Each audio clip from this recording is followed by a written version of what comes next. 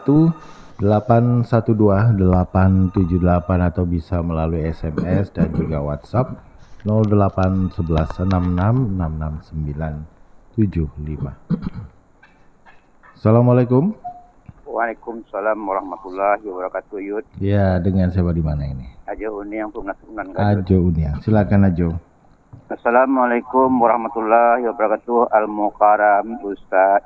Waalaikumsalam warahmatullahi Ya wabarakatuh. pada ahli jannah. Amin. Ini inama ya'muru masajidallah amana billah wal yaumil akhir. Wa aqamas shalah wa atu zakah.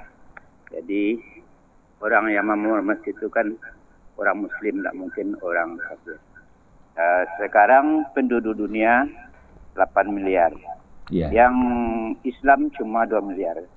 Yang beriman belum tentu seperempat. Saya dulu studi banding ke Masjid Joko Karyan itu di Jogja. Yeah. Di sana subuh, maghrib, pokoknya salat 5 waktu lah, ramai seperti di hari Jumat.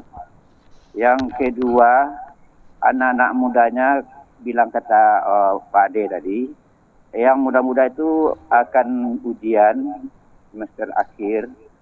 Yang senior memimpin tuh ada komputer, ada IT tadi, cukup pembendarannya cukup dan orang itu together, kebersamaannya bagus. Yeah. Jadi contoh dari sana mungkin di situ mungkin contoh yang baik itu. Di sini kayak Pak Ade tadi ada jemaahnya cuma 2, subuh dan maghrib dan isya. Yang tengah hari itu banyak ada binatang, kambing, lain-lainnya masuk. Itulah ya kasihan kita. Di bagaimanakah inama ya'muru masajidallah ini yang meramaikan masjid ini? Mungkin orang yang beriman, tak mungkin orang lain dari Islam. Dimintaan pencerahan pada yang kita cari adalah together. Itu. Assalamualaikum warahmatullahi wabarakatuh. Waalaikumsalam warahmatullahi wabarakatuh. Silakan Ustaz. Ya, ini bagus ya. Masjid Joko Karyan di Jogja. Ini ada sedikit pengalaman. Saya ada acara di UAD. Lalu tempat penginapan, kalau jalan kaki menempuh jalan raya itu ada hampir setengah jam. Tapi kalau jalan memutus bisa beberapa menit saja. Memang suasana di sana bagus. Saya sudah coba naik lantai atas, ada penginapan dan lain sebagainya ya. Bagi yang kalau memang pergi ke Jogja, agenda akanlah pergi ke sana supaya menambah inspirasi. Ada lagi sebenarnya kalau masjid di Jakarta, Sunda Kelapa yang diresmikan masa Gubernur Ali Sadikin. Saya alhamdulillah dapat bukunya nih dengan judul Menyalakan Petaka Membagi Cahaya Perjalanan 50 Tahun Masjid Agung Sunda Kelapa. Mungkin banyak lagi masjid-masjid yang lain yang bisa dijadikan referensi yang bagus ya. Nah, jadi masjid ini kita buat orang senang, pengurus bersenang hati. Karena mengurus masjid itu melebihi kemuliaannya ya dalam arti luas. Mengurus kantor, lembaga, sekolah, pendidikan, ya kan, kampus, pasti kita sepenuh hati. Menjaga rumah tangga sepenuh hati. Tapi menjaga, mengurus masjid, bahkan didekatkan dengan rumah Allah. Masjid ini kan sering disebut rumah Allah dalam tanda petik penghormatan, tempat kemuliaan. Karena di sana mengkaji, mengamalkan ibadah. Jadi mengurus masjid adalah memang tidak digaji seperti pegawai negeri atau perusahaan, tapi siapa yang melibatkan diri untuk kemakmuran masjid, yakinlah bahwa hidup lebih berkah, rezeki pun akan lebih luas ya. Rezeki banyak tidak hanya uang berbilang saja, tapi sehat badan, luas pemikiran, lega hati, itu rezeki. Nah, jadi buat masjid ini suasananya nyaman, bersih, sampai kepada tempat beruduk. Tempat beruduk itu airnya cukup, cahaya masuk, udara bertukar, ada aroma harumnya. Bahkan saya lebih menganjurkan di tempat berwudu itu ada tisu, ada sabun, dan seterusnya ya. Sehingga di tempat berwudu saja itu nyaman. Nah, nanti di dalam masjid begitu juga. Ada pula pojok-pojok tertentu. Apakah ngopi, ngeteh di sana, berdiskusi, boleh tertawa dan lain sebagainya. Sebab kalau dalam ruang ibadah masjid ada pula adab-adabnya yang dijaga sedemikian rupa. Jadi bagaimana masjid ini untuk kebersamaan memang dibangun kasih sayang yang tinggi. Senang melihat satu sama lain, berprasangka baik, apalagi melihat anak-anak muda, remaja. Kalau disambut dengan hati penuh kasih sayang, maka anak muda, remaja, bahkan anak-anak dia merasakan kehadirannya di masjid itu bagaikan di surga. Nah, kalau ada anak-anak misalnya ada sesuatu yang mau dijemput di sudut halaman, itu bisa saja yang cepat jalannya anak-anak, bantu ayah nak, bantu bapak nak, itu mohon dijemput. Nah, karena ayah yang orang tua ini namanya usia kakek, tidak cepat melihat anak berlari menjemput sesuatu itu kebahagiaan tersendiri. Terima kasih ya sayang. Mendapat ucapan itu suatu kegembiraan. Jadi bagaimana dibuat suasana ini memang ada kebersamaan. Jangan sampai siang hari itu ada binatang lalu lintas atau buang kotoran di halaman masjid karena mungkin tidak dipagar. Masjid kan tidak mesti dipagar. Bahkan dipagar pun sekarang orang sudah hindari jangan sampai masjid dipagar supaya orang parkir lalu lintasnya lebih mudah. Tapi ada juga membuat masjid itu harus dipagar karena ada hal-hal tertentu. Mungkin ini bagaimana kebersamaan ini ada, ya bangun kasih sayang. Tapi saya lebih menganjurkan dalam pengajian itu bagaimana ada bersenang hati membangun akidah. Jadi mendudukkan akidah ini yang penting. Maka pengajian itu harus disampaikan oleh ustadz, ustazah yang benar-benar mengerti akidah sehingga penyampaian akidah tertanam keyakinan yang kuat itu pada jamaah. Jadi harus ada yang membidang itu, tidak hanya fikih ibadah saja, tapi ada juga kajian akidah. Ini sangat penting. Mungkin itu diantaranya, Pak Yudi. Ya, baik. Kita kembali undang pendengar kita melalui line telepon 0751 812 878 atau bisa juga melalui SMS dan juga WhatsApp di pagi hari ini. Assalamualaikum. Waalaikumsalam warahmatullahi wabarakatuh. Saudaraku Yudi Maswar. Iya, dengan siapa di mana ini? Siapa aja boleh. Buya Ahmad Khalidi. Iya. Hafiz. Iya. Ini Assalamualaikum ya. Waalaikumsalam warahmatullahi wabarakatuh. Ini ada yang saya tadi sempat murojaat pola namanya tadabbur gitu. Tadabbur ya. Ini saya temukan di dalam surah Al-Qiyamah. Mungkin di luar tema ya Bu ya. Okay. Bunyi ayatnya A'udzubillahi minasyaitonirrajim. Kalla idza balagatit taraqiya wa qila man raq wa dhanna annahu al-firaq wal tafis saqu bisaq dan selanjutnya. Jadi yang saya ingin tanyakan artinya kurang lebih orang yang tidak mau ruku, sujud dan senantiasa menyombongkan diri kepada Allah, nanti dia akan sakaratul mautnya, nanti dia kepada Allah akan dihalau gitu. Jadi yang saya agak kurang paham, dihalau ini maksudnya gimana tuh ya? Atau khusus buat orang kafir saja, atau ada maksud hikmah di balik pengertian ayat ini? Nah, itu pertanyaan saya pertama. Yang kedua Bu ya, ini mengenai musabaqah tilawatil Quran yang sebentar lagi insya Allah akan dilaksanakan. Mungkin pada bulan November ya Bu ya. Jadi yang mau saya tanyakan di sini, kalau di antara peserta itu kan ada ini pengikutnya laki-laki dan perempuan. Nah, mungkin di antara perempuan itu ada yang tidak sholat, sementara dia tampilnya hari itu dan finalnya hari lain. Nah, waktu dia tidak sholat itu kan dia baca Al-Quran.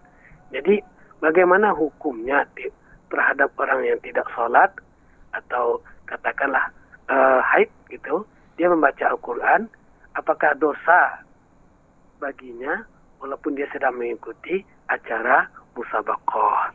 Begitu ya, dua pertanyaan saya. Terima kasih Buya. Assalamualaikum warahmatullahi wabarakatuh.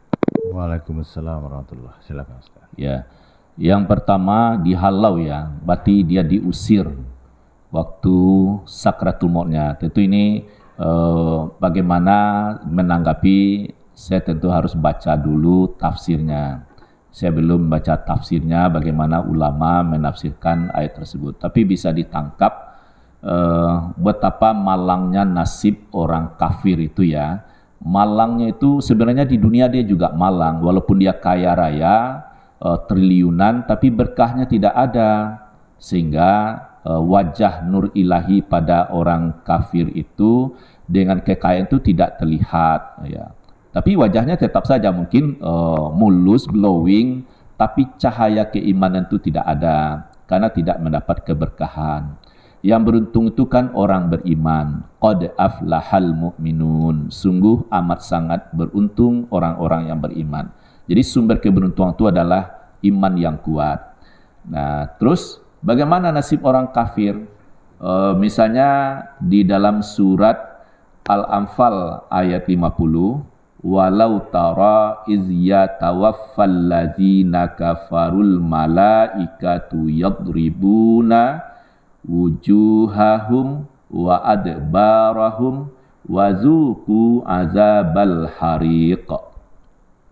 Sekiranya kamu melihat ketika para malaikat mencabut nyawa orang-orang yang kafir sambil memukul wajah dan punggung mereka dan berkata, rasakan olehmu siksa neraka yang membakar. Kita tidak akan pernah bisa melihat malaikat memukul orang kafir. Jadi sekiranya kamu dapat melihat, kita harus yakin bahwa malaikat benar-benar memukul orang kafir waktu nyawa orang kafir ini dicabut. Belum dia mati lagi, dia sudah dipukul muka dan belakang. Bukan satu malaikat, tapi banyak malaikat. Lalu sakitnya seperti apa? Kalau tampak malaikat memukul, tentu semua orang jadi taat. Inilah ujian keimanan, beriman kepada yang gaib. Iyakah, benarkah? Tentu bagi yang anti Tuhan tidak masuk pemahaman ini. Nah, jadi nasib kalau apakah kalimatnya diusir atau dicela mendapat kecelakaan yang begitu hebat karena dia kafir. Jadi oleh sebab itu seruan beriman kepada Allah, yakin kepada Allah ya, dan seterusnya lah hari kiamat, rasul dan rukun iman yang kita paham itu, ini adalah sumber keberuntungan. Mungkin begitu ya yang pertama. Yang kedua, ini tentu juga perlu diskusi, tapi sampai hari ini ulama, setahu saya ya, atau dari melalui putusan fatwa Majelis Ulama, saya belum tahu apakah ada fatwa tentang wanita yang dalam keadaan menstruasi atau haid boleh tidaknya membaca Al-Quran, termasuk arahnya itu waktu musabaqah tilawatil Quran. Dan saya juga belum mendengar tiba saatnya muslimah tertentu peserta, tiba gilirannya dia sedang menstruasi, lalu dia off, tidak ikut musabaqah, belum juga didengar.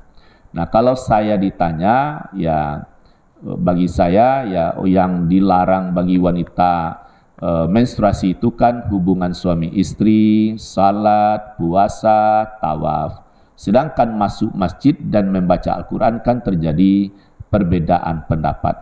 Saya termasuk kalau ditanya bolehkah, saya lebih kepada pendapat boleh masuk masjid selama ada kepentingan, mau mengajar, mau diskusi, tapi salat tidak, selama kebersihan bisa dijaga. Terus begitu juga membaca Al-Quran, mengajarkan, dia ustazah, tempat belajar hanya dalam masjid. Ustazah ini menstruasi, ya silahkan saja mengajar. Tidak usah pula Al-Quran dibungkus tangan dengan sapu tangan dan apa, ya boleh saja, silakan baca, tunjukkan, tulis jika perlu. Kalau belajar baca tulis misalnya ya, menampilkan huruf-huruf Al-Quran. Nah, kalau saya lebih kepada berpendapat boleh dia ikut musabaqah tilawatul Quran. Sembari kita tunggu fatwa MUI misalnya ya, atau mungkin Majelis Tarjih atau fatwa dari Nahdlatul Ulama. Sebab nanti kalau sudah dikaji oleh pakar hukum, ya tentu kita sami'na wa ta'na. Mungkin begitu dulu Buya. Jadi tetaplah belajar, tetaplah membaca Al-Quran. Sebab memang macam-macam. Kalau pakai terjemah tidak apa-apa. Apakah gara-gara terjemah berkurang nilainya? Padahal Al-Quran yang tulisan Arab semua, kiranya juga Al-Quran tertentu ada Arab Melayu di dalamnya. Tidak semuanya bahasa Al-Quran. Jadi ini tentu perlu juga kajian. Saya mungkin lebih nanti bisalah ditanyakan pada narasumber kita yang sebenarnya tugas hari ini, Profesor Rusdi AM ya. Sekarang dia menunaikan ibadah haji, kita doakan karena dia ahli tafsir, nanti Buya bisa berbagi dengan beliau ini. Mungkin itu dulu Pak Yudi. Moga-moga nanti bisa terjawab oleh guru kita yang lebih alim, lebih memahami kajian ini. Iya, baik. Dan saat ini pukul 5:55 waktu Indonesia Barat. Sebelum kita akhiri Mutiara Pagi kita di kesempatan pagi hari ini, Ustadz, kesimpulan dan juga hikmah yang bisa diambil oleh pendengar kita dari topik kita. Ya, baik. Pendengar yang berbahagia, untuk memakmurkan masjid dengan banyak agenda, memang ya kita runut.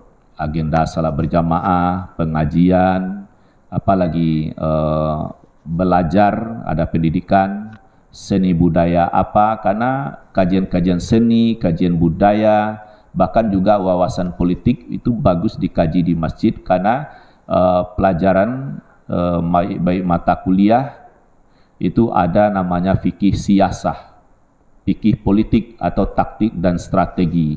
Jadi bagaimana merebut kemenangan itu dengan penuh keredaan, bukan dengan cara yang menghalalkan segala cara, tidak seperti itu. Karena kajian politik itu sangatlah bagus ya, dibahas di masjid. Yang dilarang itu jangan mengkaji politik di masjid, kadang-kadang ya bercampur aduk dengan persaingan dan tidak sehat. Saya setuju itu sebenarnya, tapi pendekatan ilmu harus diungkap di masjid. Sehingga begitu ilmu lengkap dan penuh berkah dibahas di masjid. Nah, di masjid itu ada agenda membaca, ada agenda memasak. Ya, sekarang sudah ada, kalau mau teh, mau kopi, itu bisa buat sendiri atau minta dibantu. Memasak sekarang kan tidak harus pakai kayu bakar, sudah ada cukup modern. Jadi mari kita perbanyak agenda demi agenda di masjid, dan jangan lupa juga boleh akad nikah di masjid. Tapi hati-hati, memang acara penuh kegembiraan, pakaian pengantin yang menghadiri, yang mendampingi tetap dijaga, harus jauh dari nilai-nilai fitnah. Saya kira itu, insya Allah masjid ke depan makin bergairah, makin banyak suasananya, makmurlah masjid kita, maka turunlah berkah di negeri kita ini. Amin ya rabbal alamin. Baik, terima kasih Ustadz Firdaus sudah memberikan uraiannya dan juga tanggapannya kepada pendengar kita untuk kesempatan pagi hari ini. Dan pendengar dimanapun Anda berada, terima kasih juga untuk Anda yang sudah berpartisipasi dalam program Mutiara Pagi untuk kesempatan pagi hari ini. Dan saatnya saya Yudi Maswa beserta Ustadz kita Dr. Haji Firdaus MHI pamit dari ruang dengar Anda. Terima kasih banyak atas perhatian Anda. Mohon maaf tidak semua telepon dan juga respon Anda yang bisa kami tanggapi karena keterbatasan waktu yang kita punyai. Dan kami berdua pamit dari ruang dengar Anda. Terima kasih banyak atas perhatian Anda. Banyak maaf. Assalamualaikum warahmatullahi wabarakatuh. Kita jelang pukul 6 waktu Indonesia Barat. Saja kami sampaikan warta berita daerah.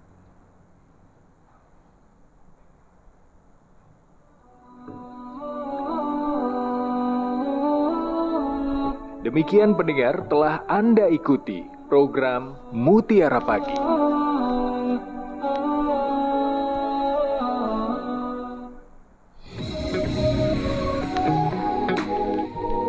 Pro 1